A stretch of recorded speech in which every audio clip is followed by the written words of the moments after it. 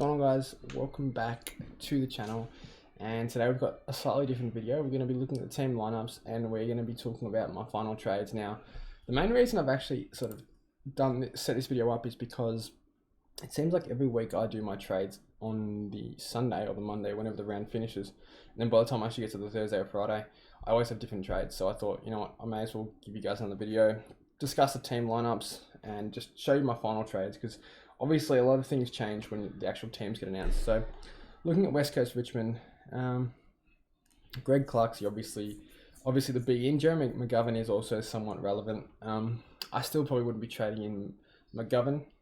Dylan Grimes sold earlier, but nothing really too relevant here. Trent Cotchin managed is interesting. I feel like he would have actually been dropped, to be honest. He's not that good.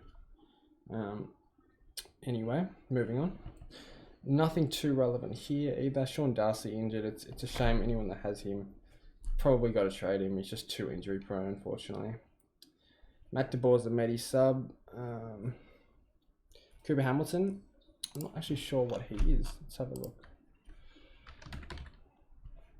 102k mid forward. Let's hope he plays well and can get some job security, because that would be handy to have another rookie, especially DPP and that cheap as well.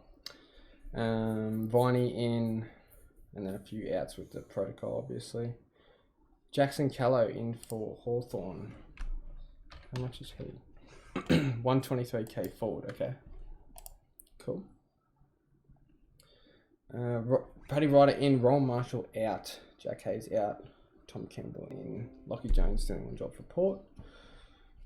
For Carlton, Durden doesn't get dropped, which is handy. Silvani, Stock O'Brien, yep, nothing too relevant here. Boyd, if anyone had him, has been dropped. Setterfield dropped as well. Pitternet out, bit annoying. Nothing too SuperCoach relevant though, and obviously Cherry being out is a huge out. Yeah, it's very frustrating having him out, so we have to trade him. I think it's a 4-week injury, they were saying, so definitely a must trade. Collingwood, Grundy, obviously the big one out. Roses comes back in, which is huge. Nothing anymore. Oh, actually, Aiden Begg. Let's see who this guy is. Begg. 123k ruck. Okay, probably not too relevant. The Bulldogs, Ugle Hagen gets omitted. Nothing else really. Essendon, nothing really. And then finally, let's talk about Sydney versus Brisbane. Will Gould in, Tom Papley in. So it'd be interesting to see where Heaney plays now that Papley's in. I think he'll become full mid now. Yeah, that's an interesting one. It probably means we have to bring in Heaney very soon. So let's talk some SuperCoach now. And this is going to be a bit of just a general discussion with it. We're not going to be too strict with what we talk about or anything. Sort of just like a bit of brainstorming. And I think Heaney, a lot of people have him, but anyone that doesn't have him probably need to bring him in the next few weeks, I would say. Just because Papley is back. I think he does get that mid role, that full-time mid now. He has been scoring unbelievably, so yeah, probably Isaac Heaney's one I'm looking to bring in. I could do it this week, honestly.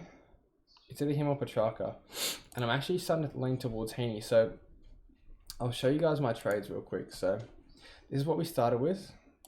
The first one is obviously Hayes, so if you guys don't have Hayes, make sure you bring him in. I honestly think he will make about 300k. So before we actually trade anyone, let's have a look at who the most traded in and out are. So Hayes has got 40,000 people trading him in. Jack Hayes, what, 50,000 trading him out. Funnily enough, I'm actually not going to be trading Jack Hayes out this week. But I will be next week, obviously. 10,000 bringing Oliver, Dempsey, Ladhams. Yeah, okay. So Hayes is an absolute must-have in my opinion, guys. I think anyone that doesn't have him just going to miss out on too much cash gen, and it will hurt you in the long run. And then Cherry is the other one. Cherry has to go, and for me, it's going to be Lipinski. I just don't trust Lipinski anymore. Where's he named? He just always starts on the forward line and then comes up. He's named in the followers there, but I don't know. I don't trust him, man. Honestly, I don't trust him. Yeah, it's I guess he could come good, but it's very unlikely. So then we trade in Clary, And we can afford one Isaac Heaney, which is kind of huge. And it probably is what we're going to do. I could get Petrarca, but I think Heaney, it just makes sense now. Like, he should have 100% the mid-roll. And I'm losing too many points not having him, I think. And Sydney are good, so they will be my trades for the week. We're going to bring Durden on for Hayes. Now, I'm not wrapped with fielding Durden. That being said, I think against North he should be okay, just because he should kick a few goals against North. Obviously the back line's a little bit weak, so he should be alright against them. So 22 trades left. Another trade booster used, 2 remaining, and I'm not too worried about it, in all honesty. I'm really not. I just want to rush to full primo and then just let my team sit. I'm still going to have at least 10 trades left once I'm full primo, I think. Just got Durden to upgrade. We can use Hayes to upgrade him maybe next week.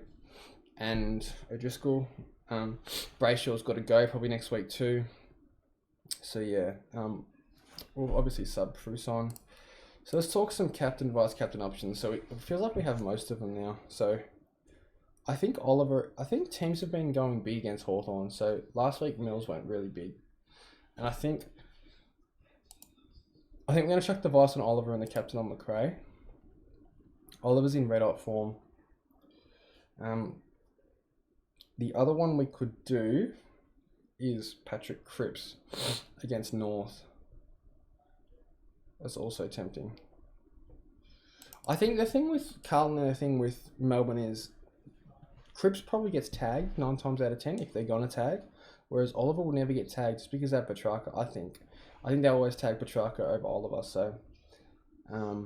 yeah, so the team's looking good now that we've got Isaac Heaney. Just a bit better structure, to be honest. And we obviously need Durden to play well this week. You know, if he scores 14, what's he projected? 45. Look, if he can get anything above 60, I'll take it, honestly. I'll be very happy. If only Hayes was a ruck forward. But, yeah, see, I don't know if I'll be bringing in Oliver Dempsey this early. Vlosten was one I talked about in my previous video, and I was pretty keen on him, I'm not going to lie. But now I just sort of, I don't know, I don't trust something about him, to be honest. So, Nick Martin, Brody, these guys are all good. So Brody will come to the forward line, hopefully next week for Hayes. And then we'll bring in a gun mid, like a Petrarca, like a Ben Keys, and we're going to use the money from Dacos to do it. So, yeah. I'm liking the way this team's looking, and we're going to swing O'Driscoll onto the field at D6. Could bring in a... Possibly actually could bring in a Jack Sinclair, maybe. Yeah, wait and see. I did read somewhere that Hewitt could be a laid out. Apparently limped off training today. I don't know if it's legit or not, but I saw it on Facebook somewhere, so let's keep an eye on that. But thanks for watching, guys. That's pretty much it. I'll see you in the next one.